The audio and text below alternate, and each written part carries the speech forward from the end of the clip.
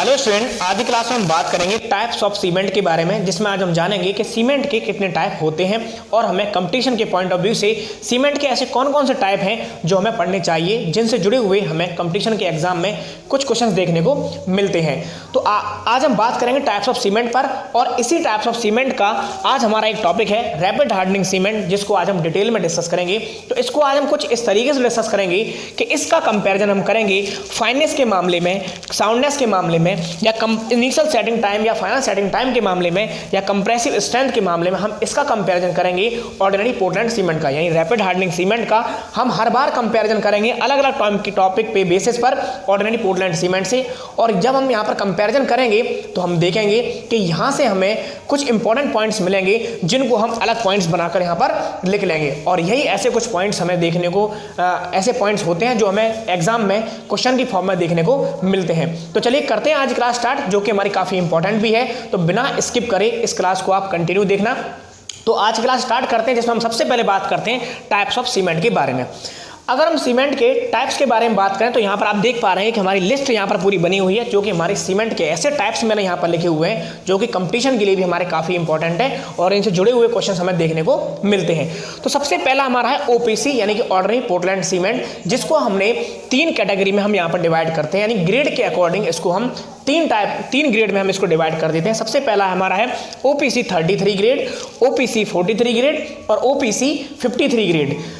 Next हमारा cement आता है ब्लास्ट फर्नेस स्लैग सीमेंट, और इसी तरीके से क्विक सेटिंग सीमेंट और low heat cement, sulphate resisting cement और रैपिड हार्डनिंग सीमेंट, जो कि हमारा आज का टॉपिक भी है। और आगे अगर हम बात करें तो वाइट और कलर्ड सीमेंट, हाइड्रोफोबिक सीमेंट और high alumina cement and super sulphate और पीपीसी, यानी कि पोर्टलैंड पोज़ोलाना सीमेंट। ये हमें इतने टाइप के हमारे सीमेंट ऐसे हैं जो हमें एक एक करके हमें डिस्कस करना है। तो अब हम बात करते हैं, सबसे पहला जो सवाल होता है इन सीमेंट से रिलेटेड वो ये होता है कि इनसे जुड़े हुए हमें इंडियन स्टैंडर्ड कोड हमें एग्जाम में पूछ लेता है। तो सबसे पहले सभी जितनी भी सीमेंट यहाँ पर लिखी हुई हैं उनके हम इंडियन स्टैंडर्ड कोड लिखते हैं कि कौन से इंडियन स्टैंडर्ड कोड में हमें इनसे जुड़े हुए स्पेसिफिकेशन देखने को मिलते हैं। तो ऑर्डिनरी पोर्टलैंड सीमेंट में हम इनको डिटेल से डिस्कस कर चुके हैं। तो यहाँ पर अगर इंडियन स्टैंडर्ड कोड यहाँ पर लिखना चाहेंगे तो ऑर्डिनरी पोर्टलैंड सीमेंट जो हमारी 33 ग्रेड की है, इसका हमारा इंडियन स्टैंडर्ड कोड होता है IS 269। यानी इसका मतलब ये हुआ कि इंडियन स्टैंडर्ड कोड 269 में हमें ऑर्डिनरी पोर्टलैंड सीमेंट 33 ग्रेड से जुड़ी हुई जानकारी, यानी इसके स्पेसिफिकेशन हमें देखने को मिलते हैं। इसी प्रकार अगर हम 43 की बात करेंगे तो इसका कोड हमारा होता है IS 8112। इसी तरह से इसका बात करें तो IS 12269, यानी इसको याद करना आसान है क्योंकि 43 जो ग्रेड है वो 269 है, आगे हमें 12 आप ऐड कर लेंगे तो ये हमें इस तरीके कोड देखने को मिलते हैं तीनों। आगे हम बात करें ब्लास्ट फर्नेस स्लैग सीमेंट जो है, इसका हमारा इंडियन स्टैंडर्ड कोड होता है IS कोड 455। ये कोड आपको अच्छी तरीके से याद रखने होते हैं। और मैंने यहाँ पर जो सिस्टम यहाँ पर बनाया हुआ आप देखेंगे कि सिमिलर आपको कुछ देखने को मिलेंगे। जैसे मैं आपको बात करूँ रैपिड हार्डनिंग सीमेंट के इंडियन स्टैंडर्ड कोड की और वाइट या कलर सीमेंट या हाइड्रोफोबिक, तो इनमें एक हमारा एक सीरीज भी होती है। तो यहाँ पर देखेंगे आपको यहाँ से आसान लगेगा याद करने में। इस तरीके से इंडियन स्टैंडर्ड 8041 हमारा जो कोड है वो किसका है, वो हमारा है रैपिड हार्डनिंग सीमेंट का कोड है, यानी इससे जुड़े हुए स्पेसिफिकेशन हमें 8041 में देखने को मिलते हैं। अब यहाँ पर याद करना आसान क्यों, कि इसका कोड जो है वो IS 8042 हमें देखने को मिलता है।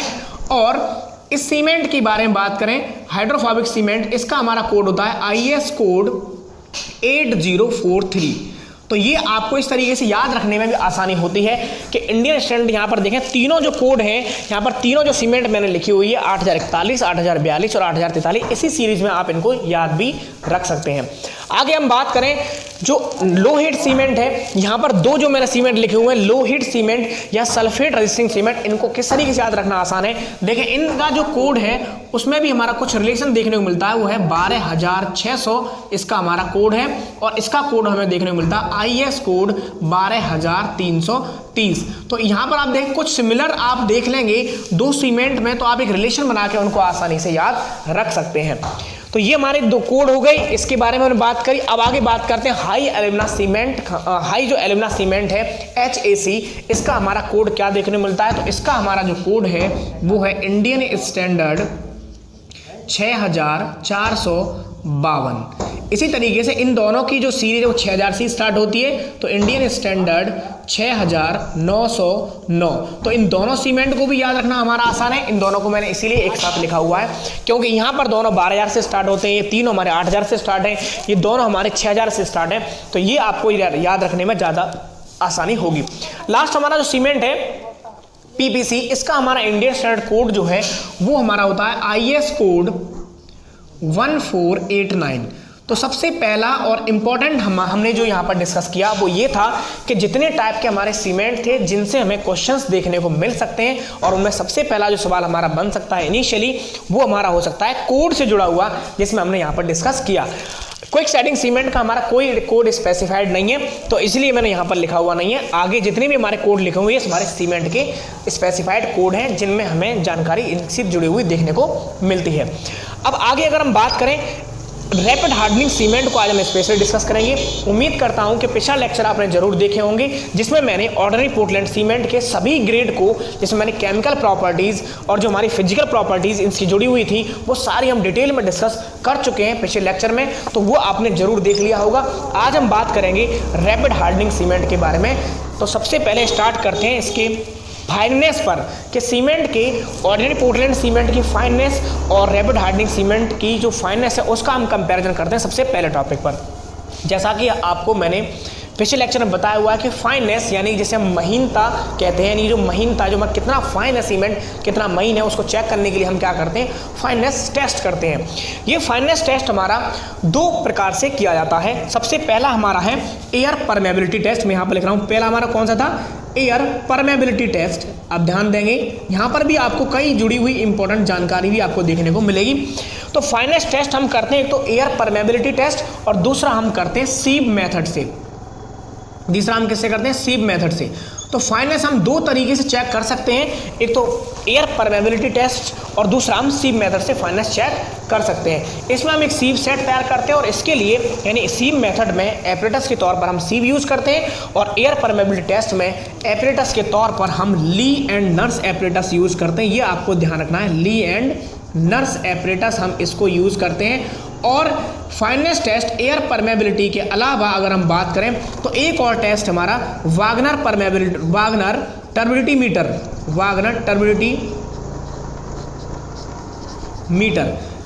तो वागनर टर्बिडिटी मीटर के द्वारा भी हम क्या कर सकते हैं, फाइननेस टेस्ट कर सकते हैं। तो ये हमारे मैंने जो आपको बताया एयर परमेबिलिटी टेस्ट या फिर वागनर टर्बिडिटी मीटर से लियर नर्स एपरेटस की मदद से हम क्या कर सकते हैं, फाइननेस चेक कर सकते हैं। दूसरा सीब मेथड से भी हम फाइननेस चेक कर सकते हैं। फाइननेस को हम रिप्रेजेंट करते हैं स्पेसिफिक सरफेस के टर्म में। किस में रिप्रेजेंट करते हैं, तो यहाँ पर लिख रहा हूँ fineness represent in the terms specific surface, जिसको हम किस में मेजर करते हैं, जिसमें हम सेंटीमीटर स्क्वायर पर ग्राम में हम मेजर करते हैं। अगर हम किस मेथड की बात करें, हम बात करते हैं एयर परमेबिलिटी के बारे में।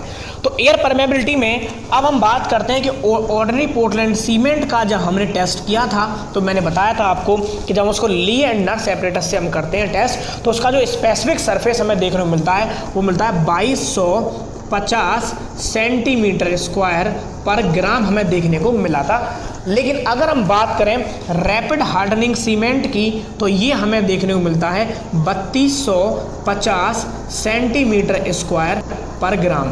तो यहाँ से हमें ये देखने को मिल रहा है कि जो सीमेंट जितना ज़्यादा महीन होगा उसके नंबर ऑफ पार्टिकल्स उतने ही ज़्यादा होंगे और उसका स्पेसिफिक सरफेस हमें उतना ही ज़्यादा देखने को मिलेगा, और यहाँ पर हमें देखने को भी वही मिल रहा है। तो इसका मतलब ये भी हम कह सकते हैं कि rapid hardening cement ordinary Portland cement के मामले में ज़्यादा फाइन किया जाता है, यानी इसको हम ज़्यादा महीनता से इसको हम पीसते हैं। तो इसको इंपॉर्टेंट पॉइंट्स में हम लिखेंगे कि इस सीमेंट को ज़्यादा महीन करके बनाया जाता है या इसकी मैन्युफैक्चरिंग होती है। उससे पहले हम डिस्कस कर लेते हैं सीब मेथड के बारे में। सीब मेथड में हम क्या करते हैं, आपको जानकारी होगी, मैंने आपको जब सीब मेथड का टेस्ट बताया था तो मैंने बताया था कि हम 90 माइक्रोन के चलने से क्या करते हैं, 100 ग्राम सीमेंट ले लेते हैं और 100 ग्राम सीमेंट को हम 15 मिनट तक हम सीव करते हैं। ध्यान देंगे क्या बताया मैंने, 90 माइक्रोन की हम क्या करते हैं, इसमें हम सीव लेते हैं और सीव लेने के बाद में 100 ग्राम सीमेंट लेकर और हम क्या करते हैं 15 मिनट तक हम क्या करते हैं, उसको सीव करते हैं। 15 मिनट तक सीव करने के बाद जो हमारा परसेंटेज रेजिड्यू जो हमारा बचता है, तो परसेंटेज रेजिड्यू हमारा कितना बचता है by weight, percentage residue by weight कितना बचता है, ध्यान देंगे कितना बचता है हमारा 10 ग्राम तो बचता था किसके लिए, ऑर्डिनरी पोर्टलैंड सीमेंट के लिए। अब चूंकि हम जानते हैं पहले ही यहाँ पर एक बात यहाँ से स्पष्ट हो चुकी है कि रैपिड हार्डनिंग सीमेंट को ऑर्डिनरी पोर्टलैंड सीमेंट के मामले में हम ज़्यादा फाइन करते हैं, तो यहाँ पर जो परसेंटेज जो वेट हमारा जो बचता है वो हमारा कम होगा कुछ ना कुछ, तो यहाँ पर हमें 5 ग्राम देखने को मिलता है। तो इस बात को हम विशेष ध्यान देंगे। तो इन दोनों टर्म को जब हमने डिस्कस किया, यानी फाइननेस के मामले में जब हमने रैपिड हार्डनिंग सीमेंट को डिस्कस किया, तो हमें ये देखने को मिला कि सीमेंट को हमें लियर नर्स एपरेटस से जब हमने इसकी फाइन एयर परमेबिलिटी टेस्ट है, जब इसकी हमने फाइननेस पता करी और स्पेसिफिक सरफेस देखने को मिला, तो ओपीसी का तो 2250 सेंटीमीटर स्क्वायर पर ग्राम था, लेकिन रैपिड हार्डनिंग सीमेंट का 3250 सेंटीमीटर स्क्वायर पर ग्राम था। यहाँ से हम ये कह सकते थे कि रैपिड हार्डनिंग सीमेंट को ओपीसी के कंपैरिजन में ज़्यादा फाइन करके पीसा जाता है या फिर ज़्यादा फाइन होता है ये। इसी तरीके से जब हमने सीव मेथड से जुड़ा हुआ हमने टर्म देखा, तो वहाँ पर भी हमने यही चीज़ देखी कि इसमें परसेंटेज वेट जो हमारा बचता है सीव पर, वो 10 ग्राम बचता है हमारा किसका, जो हमने 100 ग्राम सीमेंट दे देते तो 10 ग्राम हमारा बचता है, और दूसरा 10% बचता है। दूसरा यहाँ पर हमारा 5 ग्राम या 5% कह सकते हैं यहाँ पर, क्योंकि 100 ग्राम सीमेंट में 5 ग्राम बचेगा तो हमारा 5% भी हम होगा, तो यहाँ पर 5 ग्राम या 5% हमें देखने को रेजिड्यू हमें मिलता है परसेंटेज वेट के अकॉर्डिंग। तो ये हमारा हुआ फाइननेस के मामले में। और यहाँ पर एक पॉइंट मैं ले देता हूँ कि रैपिड हार्डनिंग सीमेंट को ओपीसी के कंपैरिजन में ज़्यादा फाइन किया जाता है, तो यहाँ पर लिखूंगा रैपिड हार्डनिंग सीमेंट को ऑर्डिनरी पोर्टलैंड सीमेंट के कंपैरिजन में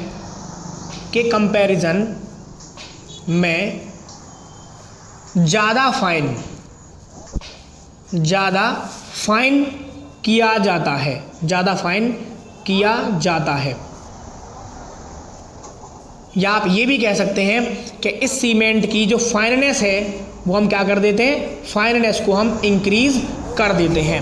फाइननेस को इंक्रीज करेंगे, नंबर ऑफ पार्टिकल्स बढ़ जाएंगे। अब देखें यहाँ से आप क्या क्या कह सकते हैं, यहाँ से मैं कुछ बातों को, यहाँ से कुछ रिजल्ट निकल सकते हैं क्या, कि इस सीमेंट की अगर हम फाइननेस बढ़ाएंगे तो नंबर ऑफ पार्टिकल्स बढ़ जाएंगे। नंबर ऑफ पार्टिकल्स अगर बढ़ जाएंगे तो जैसे हम वाटर को ऐड करेंगे तो वाटर क्या करेगा, उससे एक्शन करेगा, तो हमारी जो हाइड्रेशन प्रोसेस है वो जब होता है तो उसमें हाई हीट जनरेट होगी। तो यहाँ पर करेंगे, जब हम फाइननेस बढ़ा देते हैं तो यहाँ पर क्या होता है, हमें हाई हीट जनरेट होती है, यहाँ पर हाई हीट जनरेट होगी, यहाँ पर ध्यान रखेंगे। दूसरा, जब हाई हीट जनरेट होती है तो आप जानते हैं सीमेंट में हमें श्रिंकेज भी देखने को मिलेंगे, तो यहाँ पर मैं लिखूंगा जो हीट जनरेशन वो क्या हो गई हमारी, इंक्रीज हो गई। ये जो एरो है वो हमारा इंक्रीज का साइन दिखा रहा है, ध्यान रखेंगे।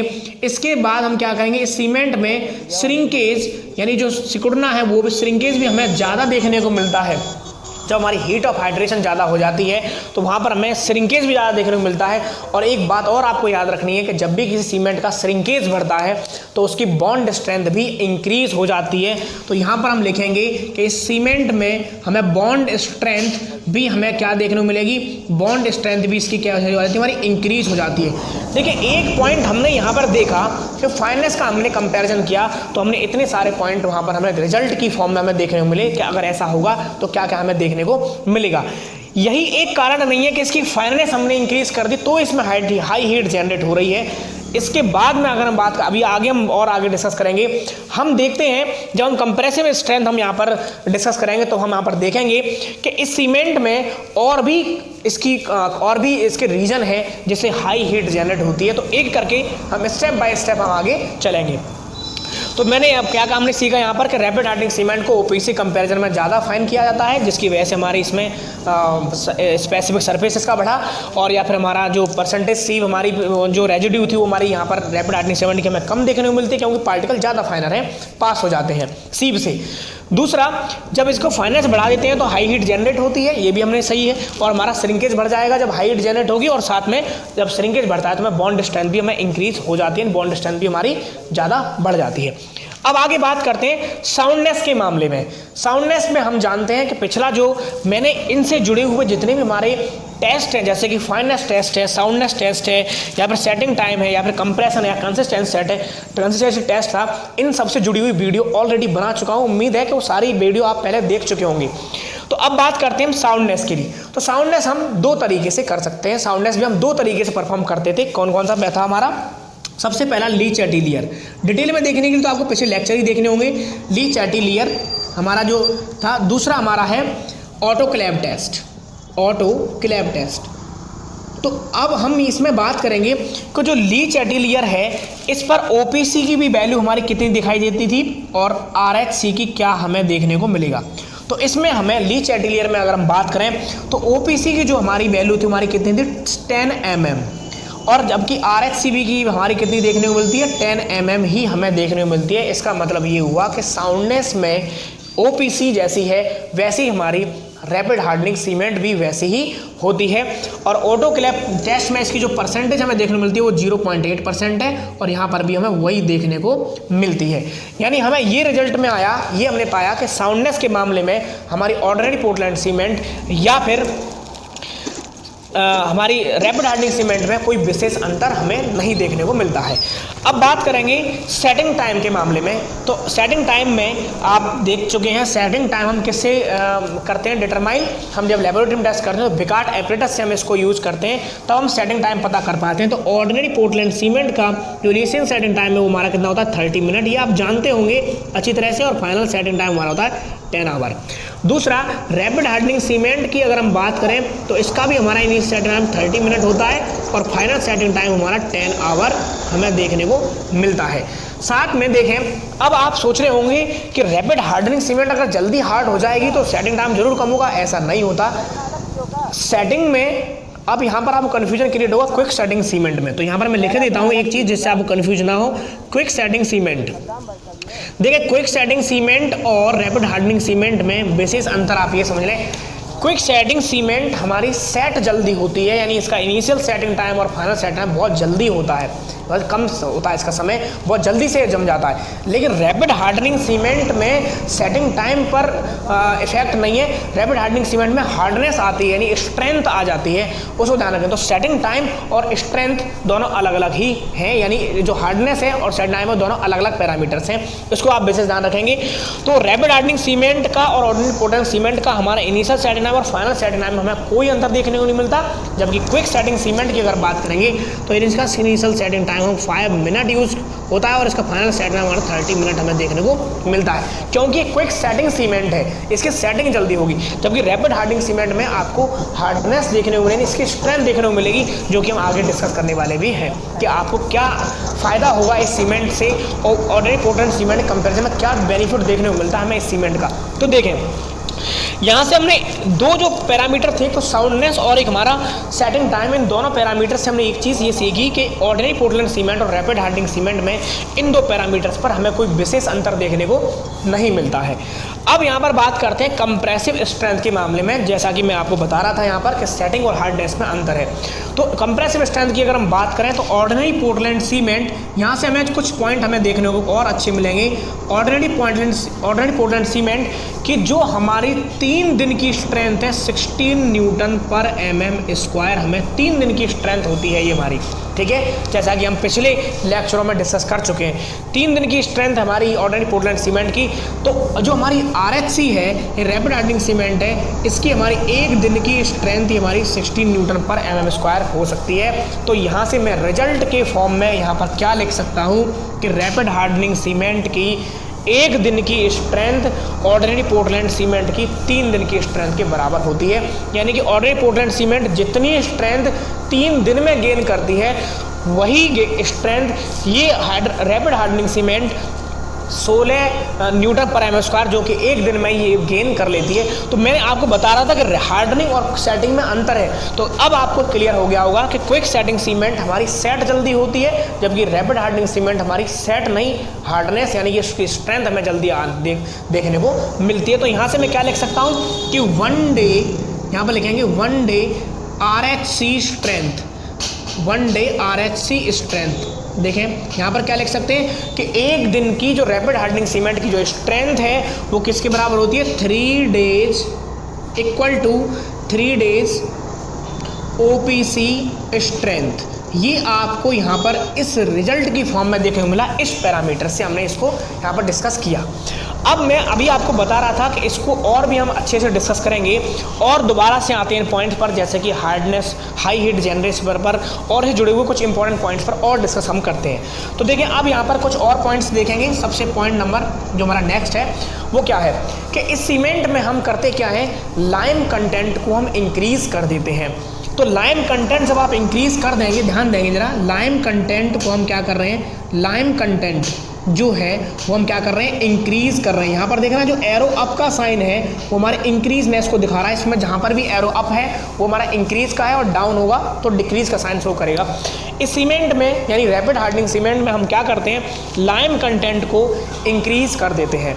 दूसरा कि लाइम कंटेंट को जब हम इंक्रीज कर देते हैं तो इसमें होता क्या है, जो C3S कंटेंट है यानी जो ट्राई कैल्शियम सिलिकेट है, ये सब जितनी भी बातें मैं यहाँ पर बोल रहा हूँ पिछले लेक्चरों को आपको जरूर देखना पड़ेगा, उसके बाद ही आपको डायरेक्टली समझ में आएंगे जो भी बातें यहाँ पर। तो सीरीज़ में कभी भी आप कोई भी लेक्चर देखें, हमारी कोचिंग के ही नहीं किसी भी कोचिंग के आप देखें लेक्चर के, आपको सीरीज़ देखना जरूरी होता है, क्योंकि बीच बीच में अगर आप देखेंगे तो हो सकता है कि जो चीज़ें बहुत आसानी से समझ में आ सकती हैं वो आपको समझ में ही ना आए।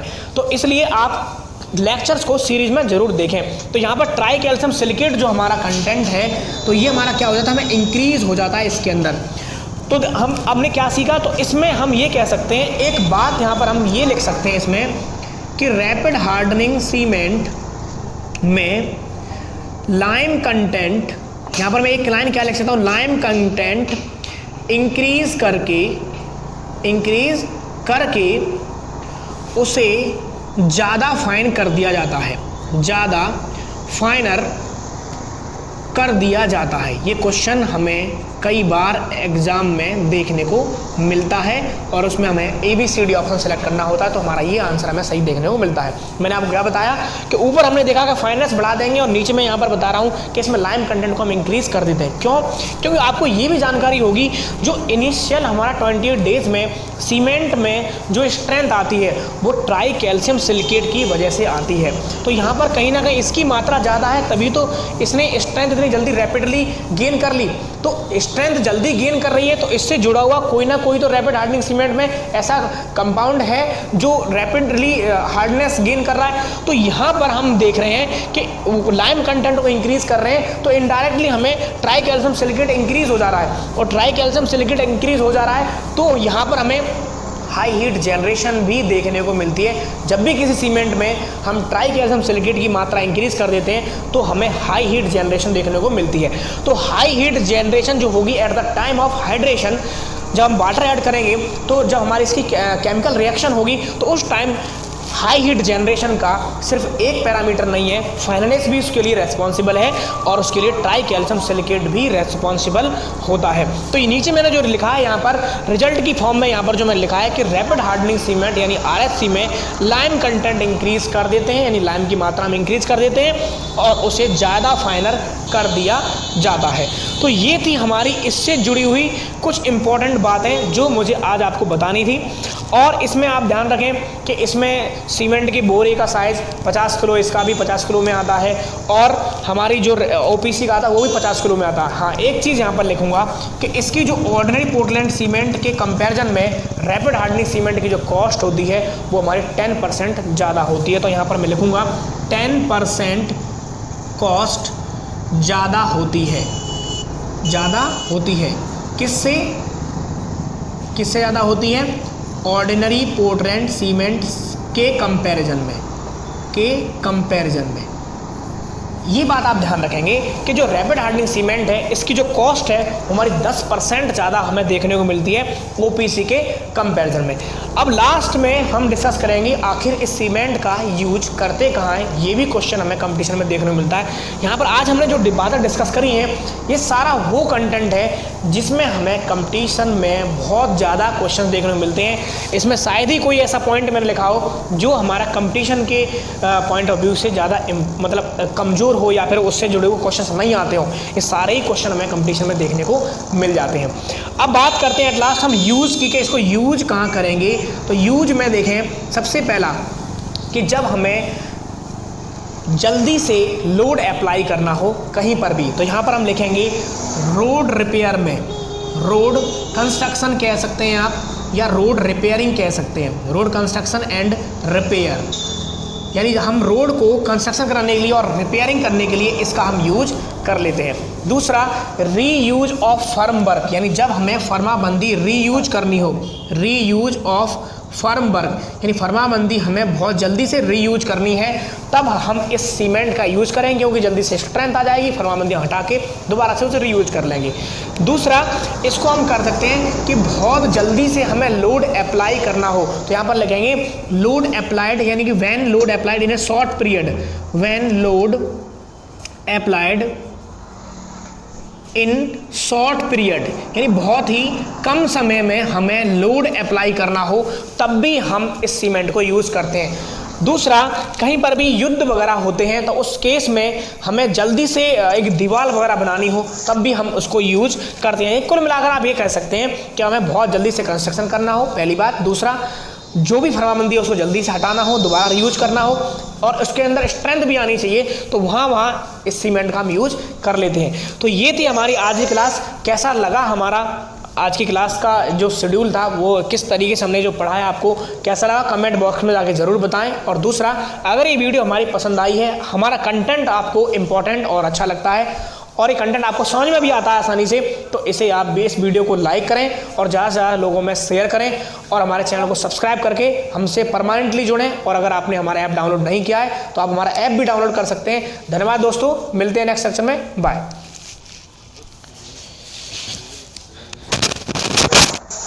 नंबर ऑफ पार्टिकल्स अगर बढ़ जाएंगे तो जैसे हम वाटर को ऐड करेंगे तो वाटर क्या करेगा, उससे एक्शन करेगा, तो हमारी जो हाइड्रेशन प्रोसेस है वो जब होता है तो उसमें हाई हीट जनरेट होगी। तो यहाँ पर करेंगे, जब हम फाइननेस बढ़ा देते हैं तो यहाँ पर क्या होता है, हमें हाई हीट जनरेट होती है, यहाँ पर हाई हीट जनरेट होगी, यहाँ पर ध्यान रखेंगे।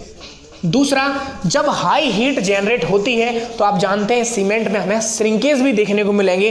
तो यहाँ पर मैं लिखूंगा जो हीट जनरेशन हो क्या हो गई, हमारी इंक्रीज हो गई। ये जो एरो है वो हमारा इंक्रीज का साइन दिखा रहा है, ध्यान रखेंगे। इसके बाद हम क्या करेंगे, इस सीमेंट में श्रिंकेज यानी जो सिकुड़ना है वो भी, श्रिंकेज भी हमें ज़्यादा देखने को मिलता है। जब हमारी हीट ऑफ हाइड्रेशन ज़्यादा हो जाती है तो वहाँ पर हमें श्रिंकेज भी ज़्यादा देखने को मिलता है। और एक बात और आपको याद रखनी है कि जब भी किसी सीमेंट का श्रिंकेज बढ़ता है तो उसकी बॉन्ड स्ट्रेंथ भी इंक्रीज हो जाती है। तो यहाँ पर हम लिखेंगे कि इस सीमेंट में हमें बॉन्ड स्ट्रेंथ भी हमें क्या देखने को मिलेगी, बॉन्ड स्ट्रेंथ भी इसकी क्या हो जाती है, हमारी इंक्रीज हो जाती है। देखिए एक पॉइंट हमने यहाँ पर देखा कि फाइननेस का हमने कंपैरिजन किया तो हमने इतने सारे पॉइंट वहाँ पर हमें रिजल्ट की फॉर्म में हमें देखने को मिले कि अगर ऐसा होगा तो क्या क्या हमें देखने को मिलेगा। यही एक कारण नहीं है कि इसकी फाइननेस हमने इंक्रीज कर दी तो इसमें हाई हीट जनरेट हो रही है। इसके बाद में अगर हम बात अभी आगे हम और आगे डिस्कस करेंगे, हम देखते हैं जब हम कंप्रेसिव स्ट्रेंथ हम यहाँ पर डिस्कस करेंगे तो हम यहाँ पर देखेंगे कि इस सीमेंट में और भी इसके रीजन है जिससे हाई हीट जनरेट होती है। तो एक करके हम स्टेप बाय स्टेप हम आगे चलेंगे।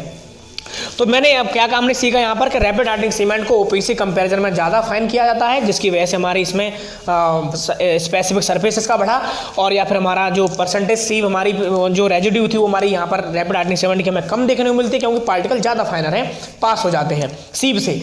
दूसरा, जब इसको फाइननेस बढ़ा देते हैं तो हाई हीट जनरेट होती है, ये भी हमने सही है। और हमारा श्रिंकेज बढ़ जाएगा जब हाई हीट जनरेट होगी और साथ में जब श्रिंकेज बढ़ता है तो हमें बॉन्ड स्ट्रेंथ भी हमें इंक्रीज हो जाती है, बॉन्ड स्ट्रेंथ भी हमारी ज़्यादा बढ़ जाती है। अब आगे बात करते हैं साउंडनेस के मामले में। साउंडनेस में हम जानते हैं कि पिछला जो मैंने इनसे जुड़े हुए जितने भी हमारे टेस्ट हैं, जैसे कि फाइननेस टेस्ट है, साउंडनेस टेस्ट है, या फिर सेटिंग टाइम है, या फिर कंप्रेशन या कंसिस्टेंसी सेट है, कंसिस्टेंसी टेस्ट था, इन सबसे जुड़ी हुई वीडियो ऑलरेडी बना चुका हूँ। उम्मीद है कि वो सारी वीडियो आप पहले देख चुके होंगे। तो अब बात करते हैं हम साउंडनेस के लिए। तो साउंडनेस हम दो तरीके से कर सकते हैं, साउंडनेस भी हम दो तरीके से परफॉर्म करते थे। कौन कौन सा था हमारा? सबसे पहला ली चैटिलियर। डिटेल में देखने के लिए तो आपको पिछले लेक्चर ही देखने होंगे। ली चैटिलियर हमारा जो था। दूसरा हमारा है autoclave test, autoclave test. तो अब हम इसमें बात करेंगे कि जो ली चैटिलियर है इस पर ओपीसी की भी वैल्यू हमारी कितनी दिखाई देती थी और आरएचसी की क्या हमें देखने को मिलेगा।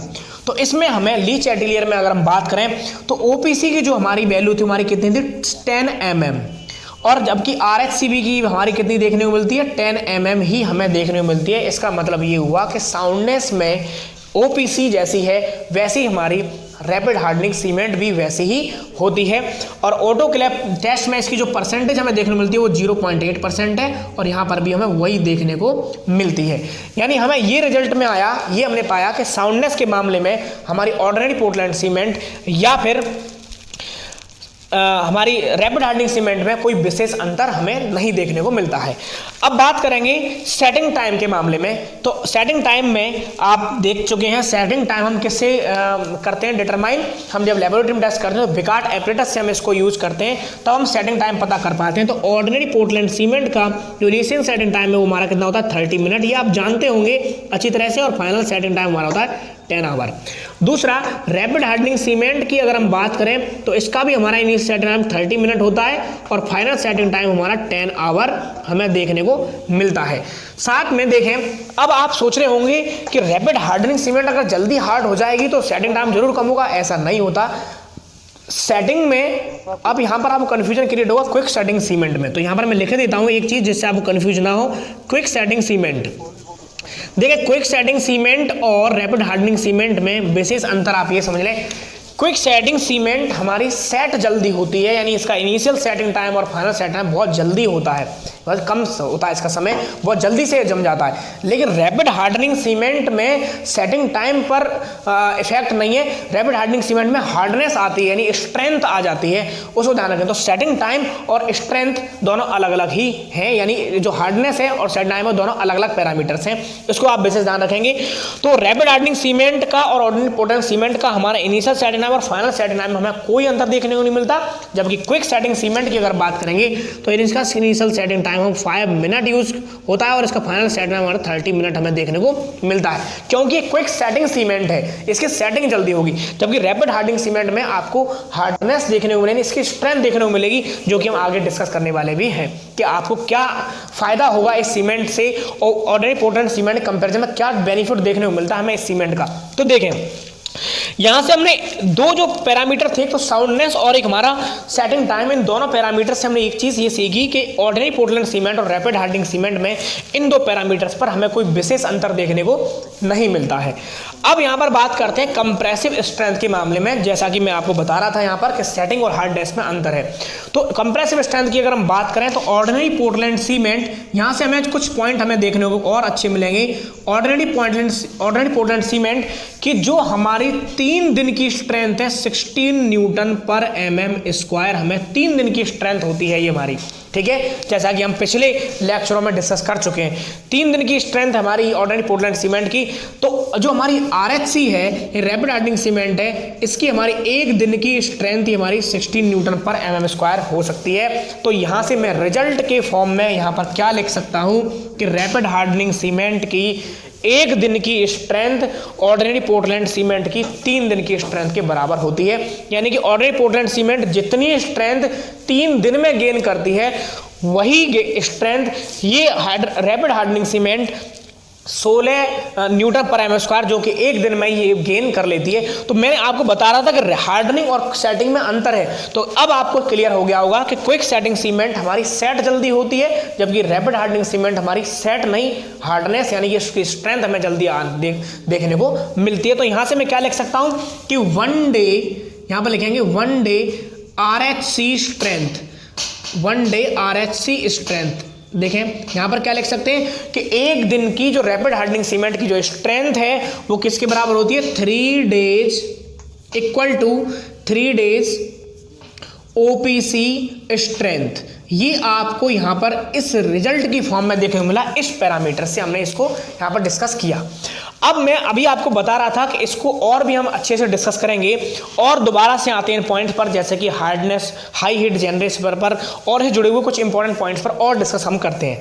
तो देखिए अब यहाँ पर कुछ और पॉइंट्स देखेंगे। सबसे पॉइंट नंबर जो हमारा नेक्स्ट है वो क्या है कि इस सीमेंट में हम करते क्या है, लाइम कंटेंट को हम इंक्रीज कर देते हैं।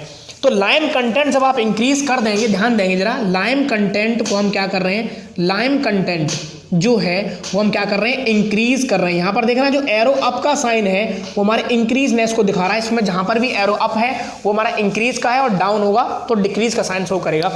इस सीमेंट में यानी रैपिड हार्डनिंग सीमेंट में हम क्या करते हैं, लाइम कंटेंट को इंक्रीज कर देते हैं। दूसरा कि लाइम कंटेंट को जब हम इंक्रीज कर देते हैं तो इसमें होता क्या है, जो C3S कंटेंट है यानी जो ट्राई कैल्शियम सिलिकेट है, ये सब जितनी भी बातें मैं यहाँ पर बोल रहा हूँ पिछले लेक्चरों को आपको जरूर देखना पड़ेगा, उसके बाद ही आपको डायरेक्टली समझ में आएंगे जो भी बातें यहाँ पर। तो सीरीज में कभी भी आप कोई भी लेक्चर देखें, हमारी कोचिंग की ही नहीं किसी भी कोचिंग के आप देखें लेक्चर के, आपको सीरीज देखना जरूरी होता है, क्योंकि बीच बीच में अगर आप देखेंगे तो हो सकता है कि जो चीज़ें बहुत आसानी से समझ में आ सकती हैं वो आपको समझ में ही ना आए। तो इसलिए आप लेक्चर्स को सीरीज में जरूर देखें। तो यहाँ पर ट्राई कैल्शियम सिलिकेट जो हमारा कंटेंट है